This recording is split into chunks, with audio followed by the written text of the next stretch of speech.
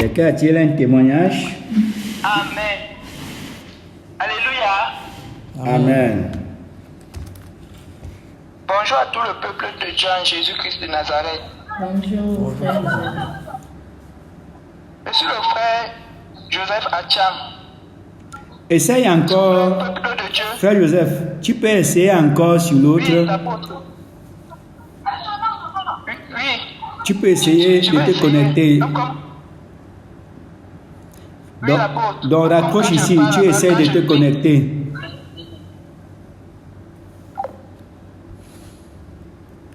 Ça, les autres entendent.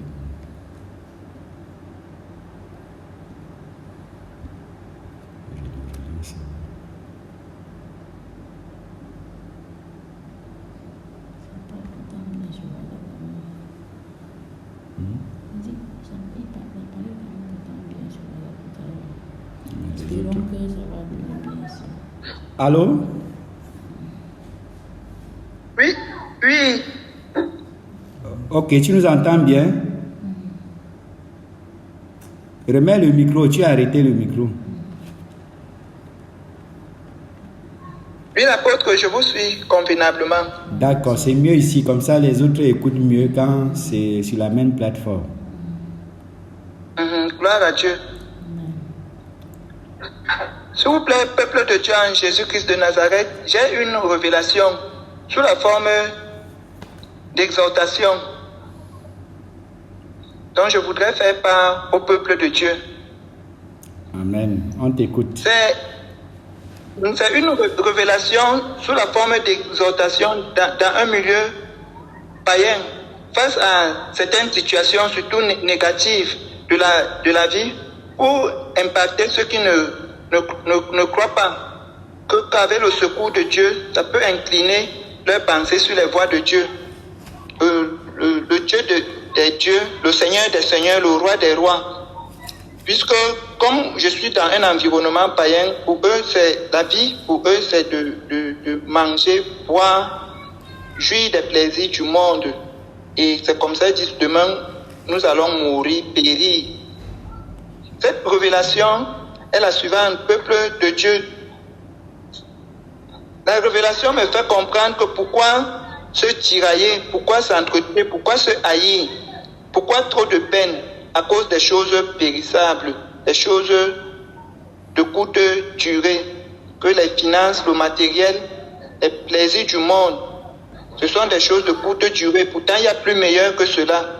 Qui a plus meilleur que cela? La vie éternelle au royaume de Dieu, une vie sans fin, où il n'y a ni souffrance, ni deuil, ni douleur, ni injustice, ni jalousie, ni haine. Une vie de gloire en gloire. Que c'est le Créateur de l'univers lui-même qui nous a fait cette promesse suprême, glorieuse, qui est incomparable au monde actuel.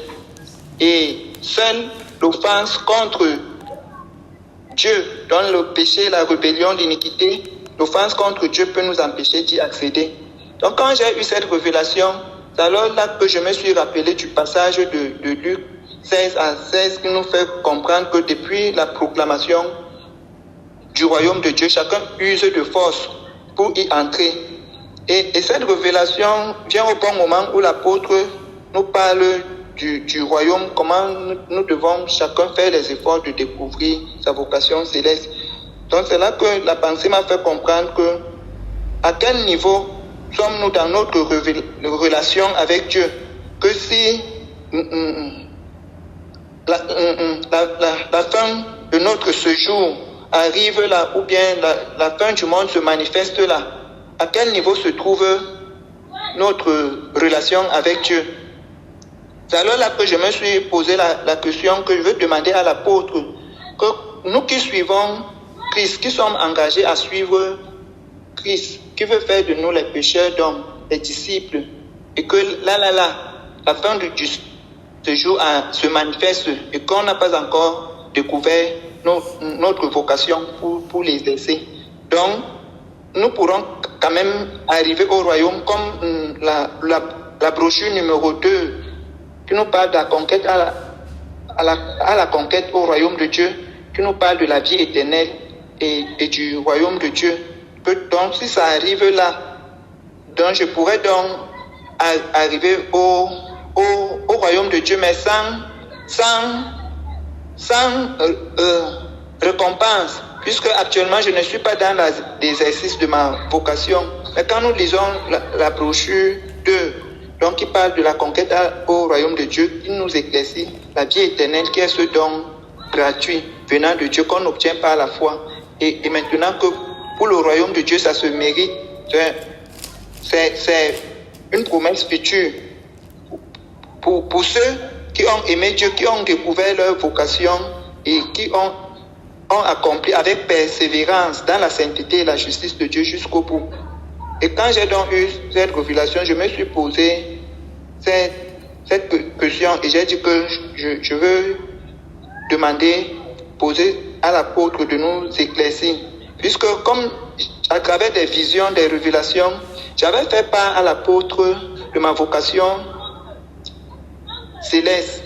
Et l'Esprit de Christ m'a dit d'utiliser le zèle que j'avais utilisé pour apprendre les activités terrestres, que j'utilise ce zèle, cette détermination pour apprendre à m'exprimer couramment en anglais, que le Seigneur va m'utiliser pour gagner les âmes. Que le monde à présent a besoin des prédicateurs du royaume de Dieu, la justice de Dieu sur le terrain, pour la repentance, la conversion, le retour sur les voies de Dieu. Que plusieurs personnes, l'expérience montre que sur le terrain, en général, le monde est animé des prières, des louanges, jusqu'à qu'on a même transformé les maisons d'habitation en lieu de prière. Mais les cœurs sont vides. Il n'y a pas la vérité de Dieu, de Christ, la pure vérité dans les cœurs. Et que ce que j'ai déjà reçu, et en mettant en pratique avec le secours de Dieu, ça sera capable d'incliner les pensées de plusieurs sur les voies de Dieu. Et comme les gens, nous savons que peuple de Dieu, nous les chrétiens, notre langage c'est la parole de Christ. Et comme ils ont remarqué que de temps en temps, quand je m'exprime, je parle toujours de Christ, de la parole de Dieu, ils m'ont donc posé la question en insistant: je suis donc serviteur de Dieu au poulailler pour m'occuper des poulets jour et nuit, ou bien serviteur de Dieu pour gagner les âmes? Comme il me posait la question en insistant, l'Esprit de Christ m'a poussé à parler de ma vocation à un païen, que j'irais dans les marchés et à certains endroits orientés par l'Esprit de Dieu, souvent très tôt le matin, pour annoncer haut et fort, prier la bonne nouvelle du royaume de Dieu et de la justice de Dieu. Donc quand j'ai dit à la personne s'est exclamée et la personne m'a indiqué qu'à 1,5 km de la chefferie, il y a un homme de Dieu qui exerce cela. Comme c'est un environnement païen, tout le village s'est entendu que personne ne mette pied chez lui.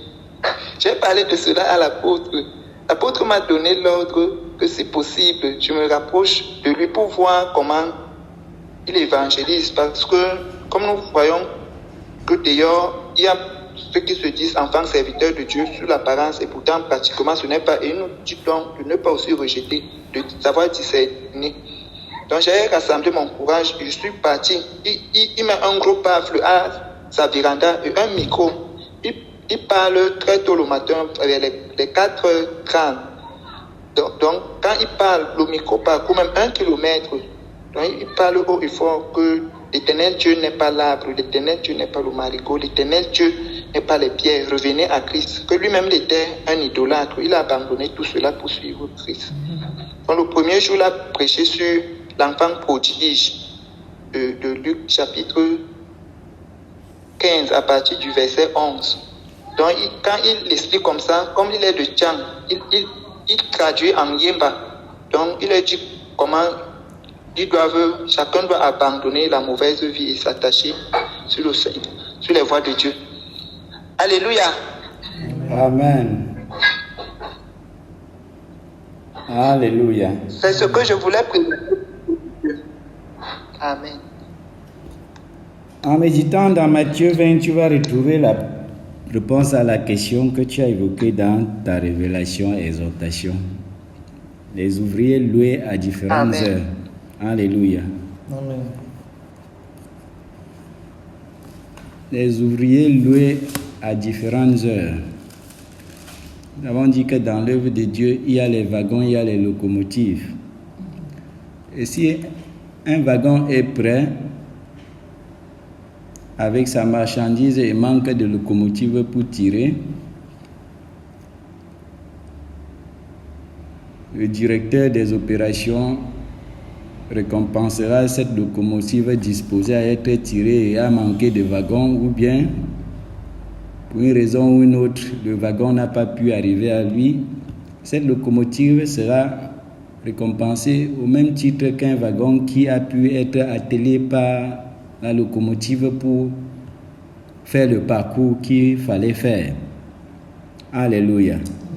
Lisons ces paraboles pour mieux comprendre comment les dispositions sont très importantes pour l'évaluation.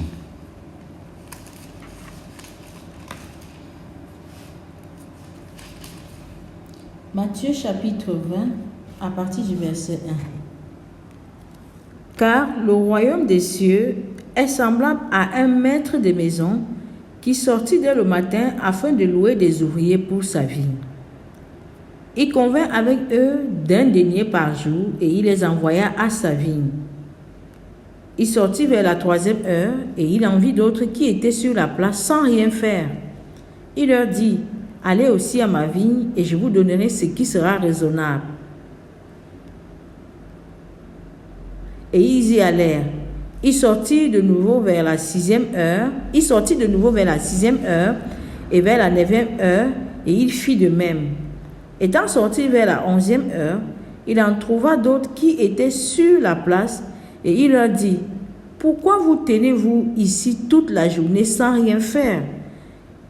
Ils lui répondirent, « C'est que personne ne nous a loués. »« Allez aussi à ma vigne, leur dit-il. » Quand le soir fut venu, le maître de la vigne dit à son intendant, « Appelle les ouvriers et paie-leur le salaire en allant des derniers aux premiers. » Ceux de la 11e heure vinrent et reçurent chacun un denier. Les premiers vinrent ensuite, croyant recevoir davantage, mais ils reçurent aussi chacun un denier. En le recevant, ils murmuraient contre le maître de la maison et dirent, « Ces derniers n'ont travaillé qu'une heure, et tu les traites à l'égal de nous qui avons supporté la chaleur la fatigue et la chaleur du jour et la chaleur. » Il répondit à l'un d'eux, « Mon ami, je ne te fais pas tort. N'es-tu pas convenu avec moi d'un denier? Prends ce qui te revient et va-t'en. Je veux donner à ce dernier autant qu'à toi. Ne m'est-il pas permis de faire de mon bien ce que je veux? Ou vois-tu de mauvais œil que je sois bon? Ainsi, les derniers seront les premiers et les premiers seront les derniers. » Amen. Alléluia. Amen. La réponse à sa demande se trouve dans cette parabole. Il y a des envoyés que le maître a interpellés pour les envoyer dans son œuvre. Et le maître, chemin faisant, dans le parcours, dans la supervision, pose plutôt la question à certains qui, au verset 6, étant sorti vers la 11e heure, il en trouva d'autres qui étaient sur la place et il leur dit pourquoi. Il n'a pas dit allez comme les premières, secondes, troisième vagues. Pourquoi? Parce que ce sont des gens qui étaient supposés être engagés par les gens qu'il avait déjà aussi engagés. C'était des gens qui devaient travailler indirectement pour le maître. Mais l'intermédiaire qui devait les engager, on ne sait pas quel accident il a eu. On ne sait pas s'il a démissionné de l'œuvre de Dieu. On ne sait pas s'il a chuté. On ne sait pas s'il est tombé. On ne sait pas ce qui a entravé l'intermédiaire qui devait les engager. Et pourtant, ils étaient disponibles. Ils voulaient servir Dieu. Ils n'étaient pas dans la vanité des occupations pour être distraits au moment où celui qui devait les engager voulait le faire. Non, ils étaient disposés dans l'attente, voulant servir Dieu. Mais n'était pas destiné à être engagé directement par le maître dans les premières heures au service. Alléluia. Amen. Mais l'intermédiaire qui devait les engager toujours pour le Seigneur n'est pas présent. Ce n'est pas l'objet de notre investigation. Ça peut faire l'objet d'un autre enseignement sur la position ou le positionnement dans le service. Il y en a qui servent Dieu à partir des serviteurs de Dieu que Dieu a établis. Mais si les serviteurs de Dieu établis pour engager d'autres au service, pour une raison ou une autre, n'arrivent pas à atteindre ceux qui devaient servir Dieu dans leur champ, dans leur mission, et que ceux qui devaient servir dans cette mission étaient disposés, voilà comment le Seigneur fait.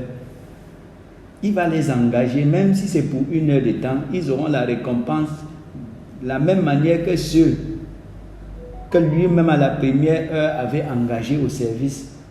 Je ne sais pas si je me fais comprendre. Pourquoi vous tenez-vous ici toute la journée sans rien faire?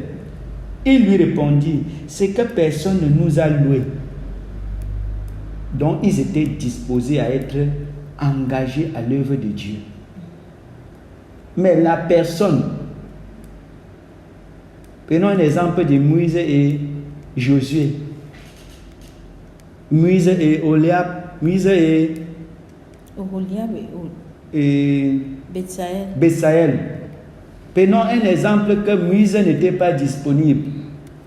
Oliab, Betsaël et Josué, ils sont disponibles pour l'œuvre de Dieu. À un moment, le Seigneur devait circuler jusqu'à leur voir et poser la question. Pourquoi vous tenez-vous ici sans rien faire? S'ils manifestent leur disposition et disponibilité pour le service, le Seigneur va les engager, même si c'est pour 1 minute, pour 1 heure. Ils auront le même salaire qu'ils auront dû avoir si Moïse les avait engagés, les loués à temps pour l'œuvre de Dieu. Voilà comment le spirituel fonctionne. Mais si c'est par leur indisposition, indisponibilité qu'ils ont raté les moments de visitation de Dieu par l'entremise d'un ministre de Dieu, ils seront responsables de leur oisivité, de leur iniquité, ou bien ils étaient engagés à d'autres œuvres, à d'autres préoccupations mondaines et ont été indisposés devant l'intermédiaire qui devait les engager pour l'œuvre de Dieu. Beaucoup de chrétiens sont dans cette condition. Dieu voulait les engager par l'entremise d'un de ses ministres, de ses envoyés, de ses serviteurs, mais ils n'ont pas été disponibles et disposés pour cet engagement par personne interposée dans l'œuvre de Dieu. Et quand on a les germes de la rébellion, c'est ainsi. On veut s'accrocher au siège soi-même, sans passer par personne, alors que Dieu a destiné d'être engagé, loué par un ministre pour le service. Utilisons les termes utilisés ici. Pourquoi Dieu dit loué? Parce que quand on sert Dieu, on mérite le salaire. Ça veut dire que le Seigneur est le premier patron de l'univers. Amen. Mais il n'engage pas, il n'envoie pas directement tout le monde à son service. Il y a des gens qui sont engagés par intermédiaire, comme Oliab, comme Bézaël, comme Josué. Dieu dit, Josué, serviteur de Moïse, mon serviteur Moïse est mort. Donc Josué servait Moïse, il servait Dieu par le service qu'il faisait au serviteur de Dieu Moïse. Et Dieu reconnaissait cette disposition dans son identité. Alléluia. Amen. Donc ainsi, en lisant les brochures, on peut découvrir un peu ces dispositions un peu illustrées dans ceux qui ont été fauchés involontairement dans leur engagement au service.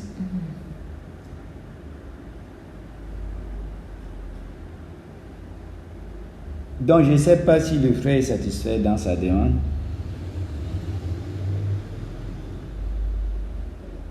Gloire à Dieu, l'apôtre, je suis satisfait. Seulement comme je me rapproche de l'homme de Dieu là, même ici à la tradition, les mamans, que quand c'est souvent fort, elles me servent à manger. Elles-mêmes, elles sont contre que je ne mette plus mes pieds là-bas. Sinon, elles ne seront plus fières de moi.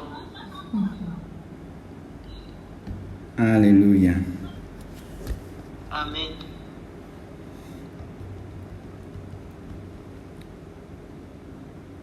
Le temps est presque fini.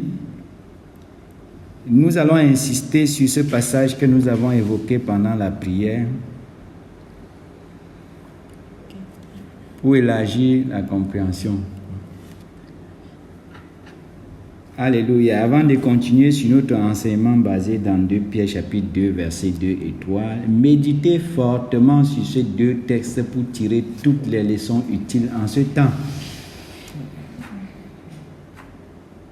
Très délicat dans l'histoire du peuple sur la terre. Nous devons savoir quel est le modèle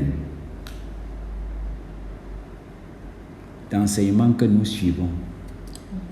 Est-ce que c'est conforme au modèle que Jésus a défini pour bâtir son église et que les portes du séjour des morts ne prévalent point contre elle? Ou c'est le modèle des chapitres 2 des gens qui ont quitté le droit chemin, des Balaam autonomes dans leur ministère, pendant que le peuple de Dieu est en train de suivre un plan pour les promesses de Dieu? Balaam était à part, prêt à servir tout le monde, païen comme chrétien. Tu payes bien, il maudit. Et on a beaucoup de personnes qui ont eu leur indépendance pour se localiser comme Balaam hors des plans de Dieu. Les vrais qui ont juste quitté le droit chemin, nous ne sommes pas au niveau des faux que foncièrement le diable a envoyé. Mais si nous ne comprenons pas ces deux chapitres, nous n'allons pas comprendre ce que le Seigneur a promis au verset 16 de Matthieu à Pierre. Sur cette pierre, sur cette révélation que je suis fils de Dieu, je bâtirai mon église et les portes du séjour des morts ne prévaudront point contre elle. Je te donnerai les clés du royaume. On tire une leçon, que l'église est bâtie pour le royaume de Dieu à partir des clés qu'il a données à Pierre, un modèle d'enseignement que nous pouvons voir ça ressortir dans les enseignements de l'apôtre Paul également. Alléluia. Amen. Et quand une église, une communauté, un chrétien est bâti selon ce modèle, il y a la garantie qu'il va entrer dans le royaume de Dieu après avoir reconnu que Jésus est Seigneur et Sauveur et expérimenté la justification, expérimenté la propitiation, la justification et la purification qui amènent propitiation et expiation. Là commence l'édification de l'église du Seigneur avec les clés du royaume. Donc il y a une perspective dans l'édification qui est le royaume. Et ces clés nous révèlent 7 traits de caractère à ajouter à la foi qui nous a permis d'être sauvés et d'entrer dans le chantier de Dieu. Alléluia. Amen. Si nous suivons un ministre qui n'a pas ce modèle, la fin n'est pas le royaume. Parce que ce sont des clés là-bas. Si tu n'as pas la clé, tu vas quelque part. Même si tu arrives à la porte, tu ne vas pas entrer. Tu seras toujours comme celui qui n'a même pas bougé. Alléluia. Mais si tu voyages quelque part pour habiter une maison ayant les clés, tu es sûr que tu vas entrer et habiter. Mais tu voyages sans clé, tu vas t'essouffler, t'épuiser pour rien, arriver à la porte. Tu n'entres pas. Tu seras comme celui qui n'a jamais voyagé. Beaucoup de chrétiens sont comme les païens. ils sont dans une course qui n'a aucune perspective, aucune finalité agréable. Pourquoi? Parce qu'ils sont en train de voyager sans prendre la clé pour l'accès à la destination qui motive leur voyage.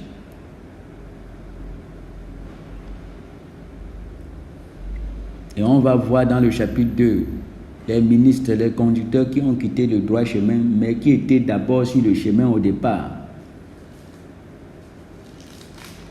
Et on va voir les vrais conducteurs au chapitre 1. Je donne ces éléments pour nous amener encore à élargir notre curiosité pendant qu'on médite. Que l'Église est bâtie pour le royaume. En accomplissement de Matthieu 16. Tu es Pierre, et sur cette révélation que tu as eue, je bâtirai mon église par l'entremise des apôtres, prophètes, docteurs et évangélistes à qui je donne les clés du royaume. Donc on voit église et royaume. Quand une église n'est pas focalisée vers la conquête du royaume, ce n'est pas le Seigneur qui est en train de bâtir.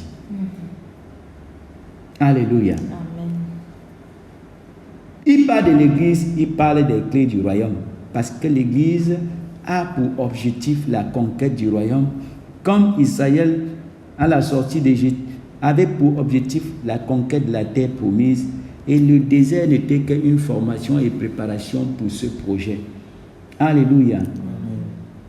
Mais si on n'est pas averti, au désert, les ramassis vont nous faire tourner en rond et continuer à regarder en Égypte comme l'objectif, et on va finir par nommer un chef pour retourner là-bas. Il y a beaucoup de chefs que les chrétiens ont élus pour la conquête de l'Égypte, les choses de ce monde, la gloire de ce monde, la réussite selon ce monde. Les ramassis sont au milieu de nous. Ils ne sont pas sortis pour entrer quelque part, non. Ils ont une mission, amener les gens au chapitre 2 de 2 Pierre, quitter le droit chemin qui mène à Canaan, dans le royaume de Dieu, pour les faire tourner en rond dans le désert, dans la voie de la perdition que Balaam a suivi. Il faisait son ministère à part, hors des plans de Dieu. Il n'allait pas à Canaan. Il s'était déjà établi quelque part. Il offrait ses services à tous ceux qui pouvaient payer correctement. Et Balak, un bon payeur, est venu. Il a dit que Dieu m'empêche de venir faire, donc je veux, mais il m'empêche. Mais néanmoins, je vais lui résister jusqu'à où on va aller. Beaucoup sont dans cette mouvance, dans cette tendance doctrinale et non dans le modèle de Christ. Mais si nous ne sommes pas éveillés, Roméo, arrête le micro, sinon on n'est pas enseigné. On peut se retrouver dans les mêmes erreurs sans en rendre compte. Alléluia. Amen. Donc continuons à méditer sur ces 2 chapitres et posons des questions pour adopter le modèle, la ligne doctrinale de Christ qui a pour objectif le royaume tel qu'on voit du verset 3 jusqu'au verset 11 de 2 Pierre 1. Qu'est-ce qu'on doit ajouter dans la foi pour servir dans la vocation en vue du royaume et qui nous permet de ne pas broncher sous l'influence des portes du séjour de la mort. Qu'est-ce qu'il faut faire pour ne pas oublier la purification de ses anciens péchés? Qu'est-ce qu'il faut faire pour voir de loin? Ajouter ces 7 traits de caractère te permet que Dieu t'engage légitimement dans la vocation. Ainsi, tu as la garantie que l'entrée dans le royaume te soit pleinement accordée. Tu ne vas pas seulement voir le royaume au niveau de la porte et être bloqué au tribunal de Christ où toutes ces choses seront évaluées, examinées. Comment est-ce que tu as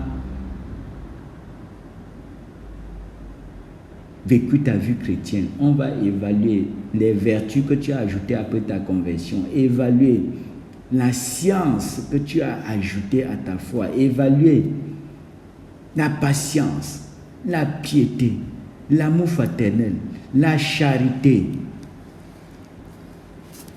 Si ces choses sont en toi et ils soient avec abondance, alors Dieu va considérer que tu n'as pas mis en oubli le salut là, la purification des anciens péchés par l'œuvre de la croix qui t'a rendu propice à sa vie. Si tu n'ajoutes pas, il va dire que tu as oublié qu'il t'avait purifié. Et tu seras stérile à la connaissance du vrai Jésus. Et quand tu es stérile à la connaissance du vrai Jésus, le faux Jésus que beaucoup utilisent avec les pouvoirs magiques de sorcellerie au nom de Jésus, il va te visiter, il va t'apparaître, le faux Jésus, et te faire passer par le chemin du pays des Philistins pour embrasser ceci, tu vas croire que tu es en train d'évoluer avec Dieu à une vitesse exponentielle. Le vrai Jésus, c'est le pas à pas. Il n'y a pas d'ambulance avec lui. Je répète tel que Dieu m'avait dit, que le vrai Jésus fait du pas à pas. Donc ne promène pas les regards, tu vois les ministres qu'à peine convertis, boum, les foules, miracles, signes, prodiges. Là, parfois tu dis que mais, comment quelqu'un cherche à pratiquer ta parole, à marcher dans la vie, c'est comme si les miracles sont absents de sa vie. Dieu m'a dit, le vrai Jésus fait du pas à pas. Dieu m'a fait savoir que le vrai Jésus fait du pas à pas. Alléluia. Amen. Pourquoi? Parce qu'il y a des étapes et étapes.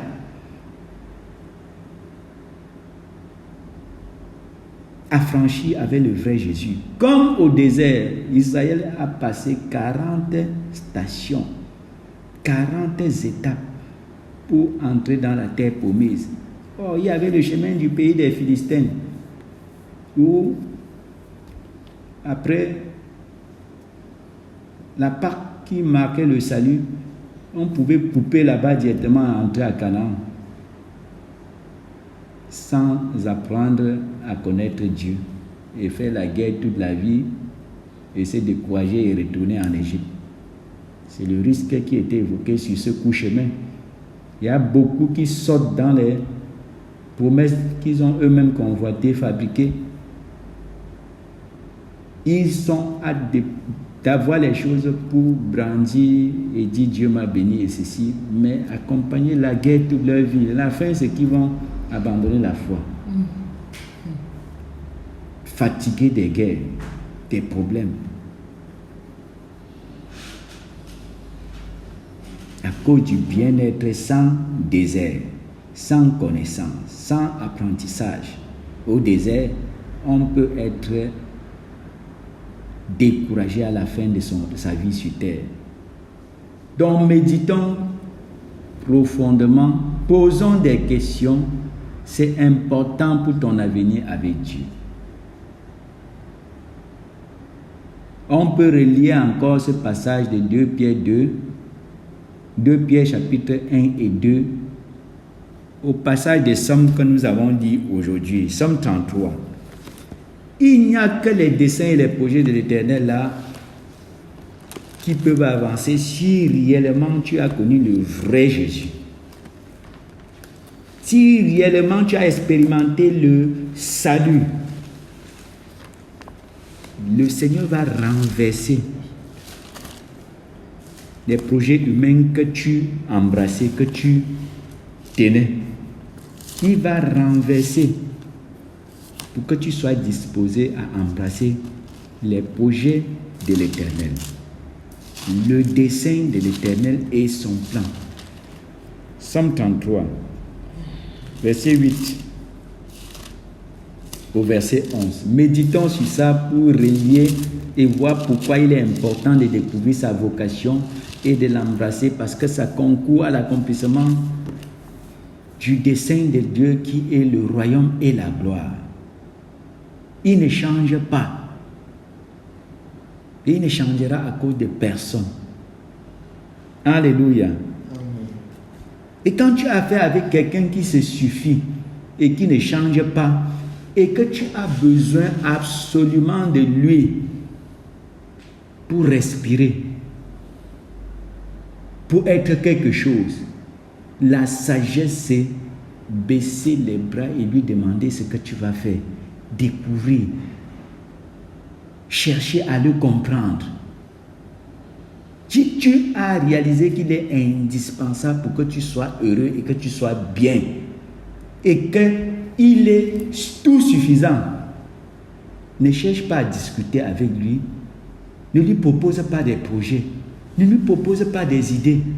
Cherche à le comprendre et à découvrir ce qu'il veut, parce qu'il ne change pas, il ne changera pas à cause de toi. Et notre Dieu l'affirme, qui ne change pas.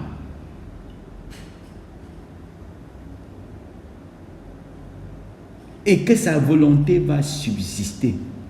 Et ses desseins de génération en génération. Tu as affaire avec l'Éternel. Adhère seulement à ses projets, à son plan, à son dessein, si tu veux avoir son secours, si tu veux vivre éternellement, si tu veux respirer, si tu veux la sécurité.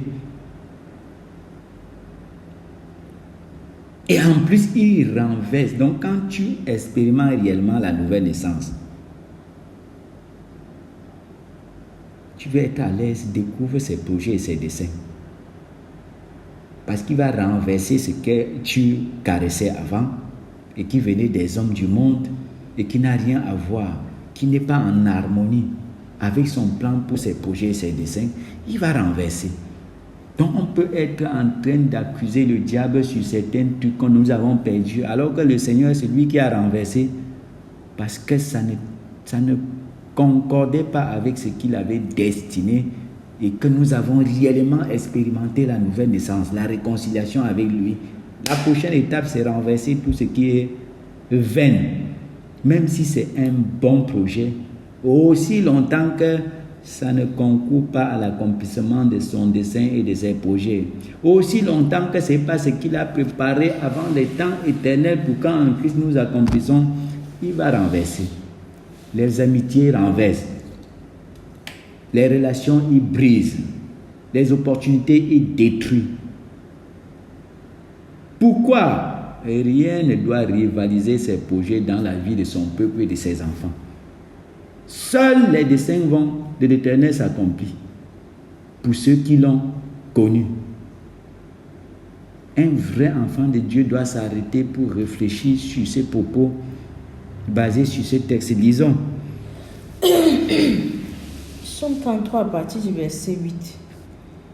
Que toute la terre craigne l'Éternel, que tous les habitants du monde tremblent devant lui. Car il dit, et la chose arrive. Il ordonne, et elle existe. L'Éternel renverse les desseins des nations. Il anéantit les projets des peuples. Les desseins de l'Éternel subsistent à toujours, et les projets de son cœur de génération en génération. Imaginons que nous sommes en train de suivre un projet que Dieu a anéanti.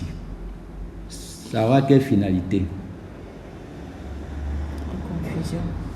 Confusion, faillite. Et c'est comme ça que beaucoup se trouvent dans les problèmes dans la vie, parce qu'ils sont en train de poursuivre les projets que Dieu a anéantis. Tu t'essouffles, tu t'époumones, tu fais tout. Ça ne marche pas. Ça ne fait que t'envoyer dans le gouffre, dans les dettes, dans les problèmes, dans les conflits, dans les maladies. Tout. Et il y a, quand tu as véritablement expérimenté la nouvelle naissance, seul le dessein de l'Éternel et ses projets vont réussir. Aussi longtemps que tu ne découvres pas ta participation pour son dessein et ses projets, tu vas travailler en vain. C'est pour le niant que tu vas épuiser tes forces.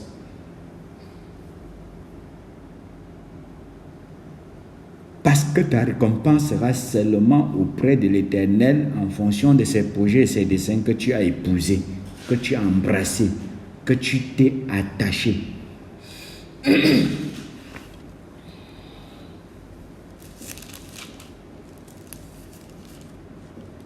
C'est pourquoi il est écrit dans Malachie 3, verset 6. Je suis l'Éternel. Je ne change point. Donc ce qu'il veut là, régner et se glorifier là, il ne va pas changer parce que quelqu'un a trop pleuré pour lui attribuer certaines occupations vaines pour le calmer et l'occuper. Non, il ne va pas changer.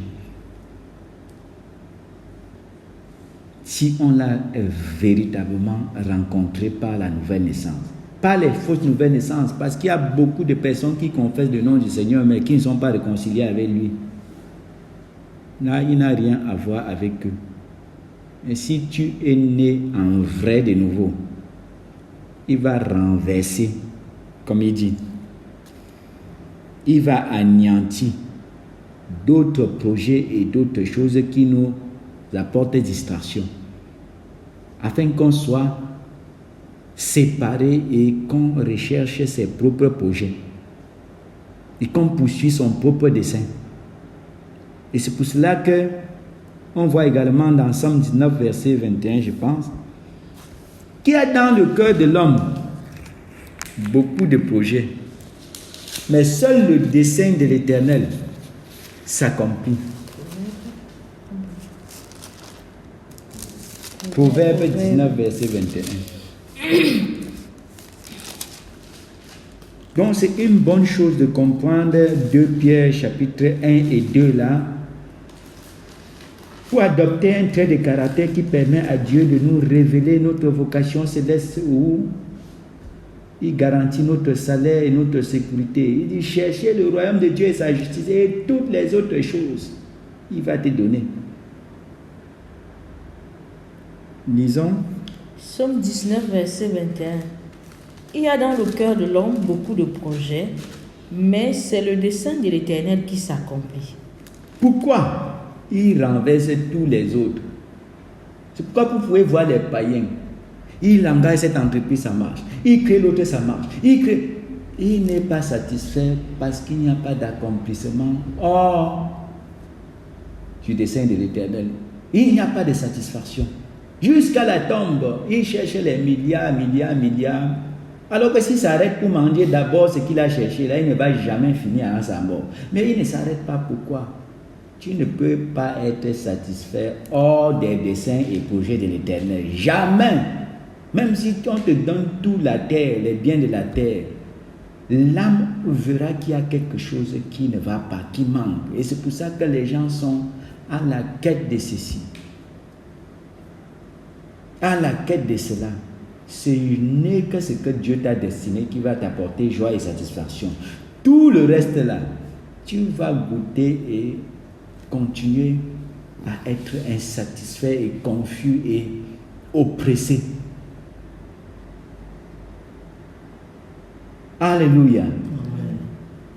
Mais c'est lorsque tu embrasses le projet de Dieu que tu peux un jour dire: j'ai achevé. Seul Jésus pouvait dire ça, et ceux qui l'ont suivi fidèlement. Jésus est le seul qui s'est arrêté un jour et dit: j'ai achevé l'œuvre que tu m'as donné de faire, parce que seul ce que Dieu nous donne de faire, on peut accomplir. Tout le reste là, poursuite de vent et vanité.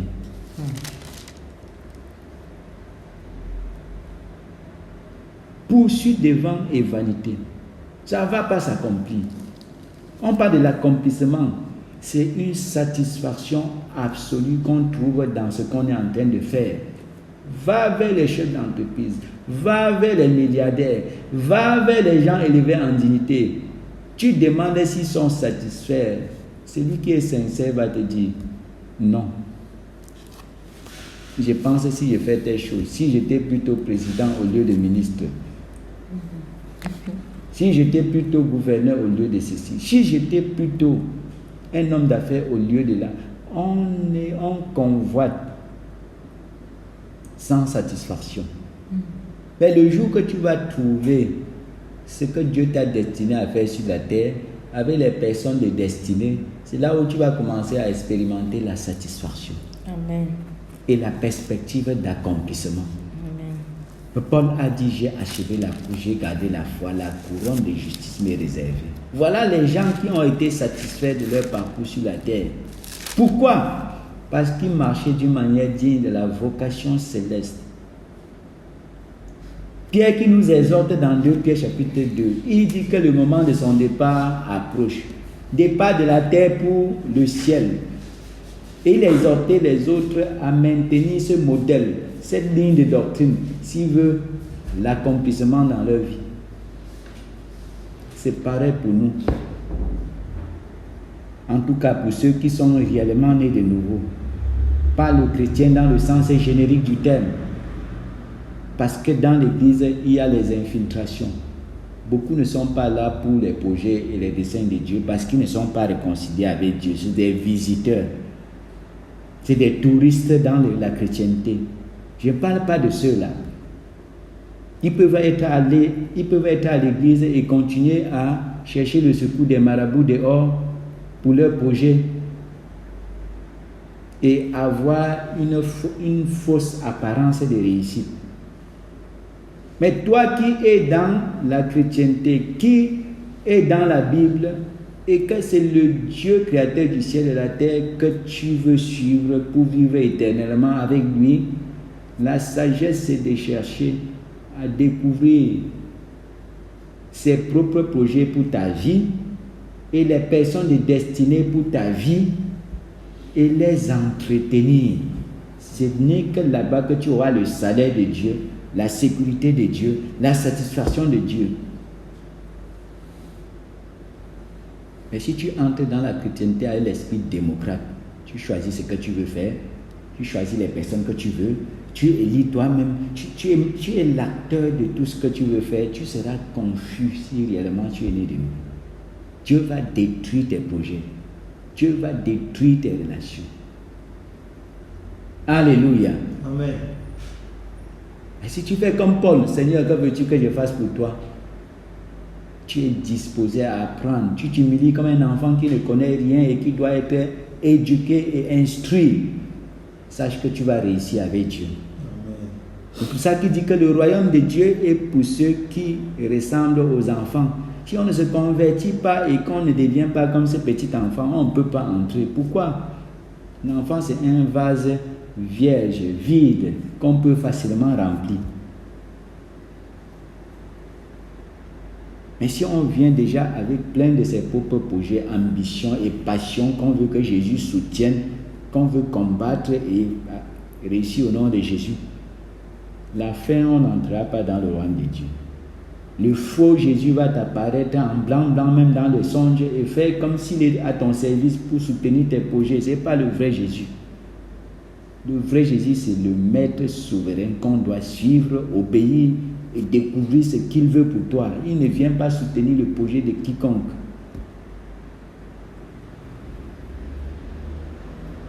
Alléluia. Amen.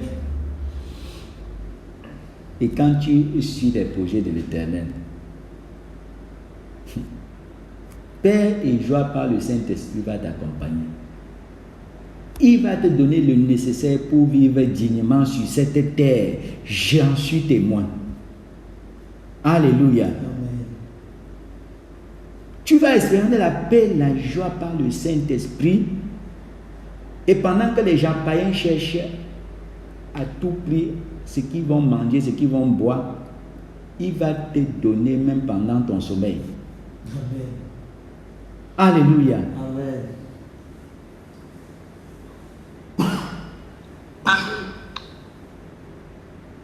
Oui, c'est possible. La parole de Dieu est éprouvée et digne de confiance. Méditons bien sur ces deux chapitres. Posons des questions là où on ne comprend pas. Par la grâce de Dieu, nous serons éclairés. Et on verra que l'Éternel n'est pas un gourou qui vient nous embrigader pour le suivre. Il est bon.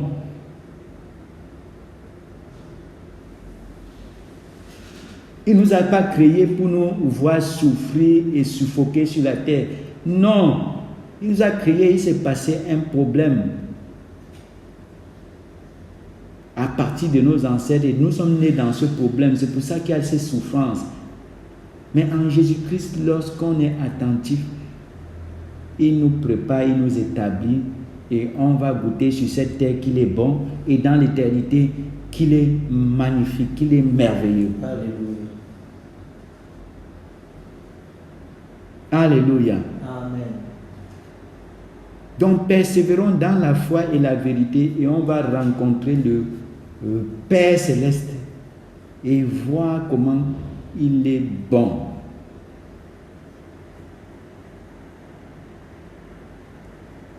Ces commandements, ce n'est pas pour nous menacer, c'est pour nous protéger. Alléluia. Amen.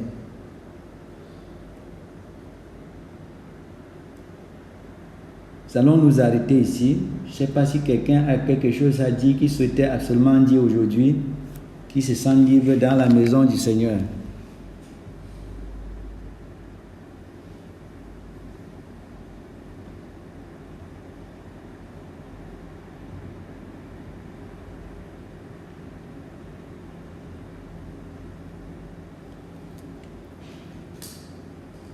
Il n'y a pas à dire que quelqu'un élève la voix sur ce qu'on a parlé.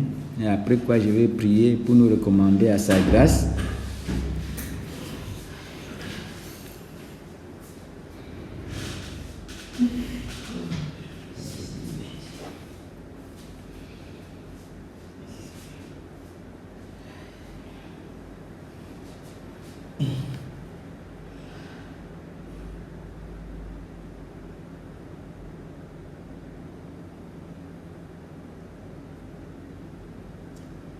Père Céleste, nous te disons merci, nous te rendons grâce pour l'encouragement que tu as voulu nous donner encore ce matin, Père. De nous attacher à toi, de nous attacher à ta parole, Père. De ne pas regarder au siècle présent, de ne pas regarder aux convoitises de ce monde. Mais Seigneur, de rechercher ce que tu as prévu pour nous dans ta parole. Seigneur, c'est par amour que tu nous parles ainsi ce matin. Parce que Seigneur, tu veux nous voir entrer dans ce royaume de gloire que tu as préparé pour nous. Ce lieu merveilleux où nous aurons la paix, la félicité, la joie pour l'éternité. Seigneur, ta grâce afin que cette parole soit enracinée en nous et que personne ne vienne dévorer cette parole, pour que nous puissions être transformés par elle, Père. Qu'elle puisse produire du fruit qui sera manifeste, éternel Dieu, au milieu de cette génération pervertie. Que nous puissions marcher comme des flambeaux qui éclairent, éternel Dieu. Seigneur, nous te rendons grâce. Merci Seigneur encore pour ce que tu es en train d'accomplir au milieu de nous. Père, nous te rendons grâce au nom de Jésus-Christ. Amen. Amen. Père de grâce, entre tes mains, je recommande ton précieux peuple, Père. Fortifie, Seigneur, console, Père. Visite, Seigneur, ceux qui ont besoin de ta présence spéciale, Père. Pouvoir à ceux qui sont dans le manque, Père.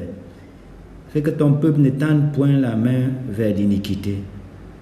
Préserve-les du malin, Père. Fais grâce que nous nous retrouvions à la prochaine réunion en santé, en joie, en sécurité, et que tu sois glorifié dans nos vies. C'est au nom de Jésus-Christ que j'ai ainsi prié. Amen. Amen. Dans la paix. Amen. Amen.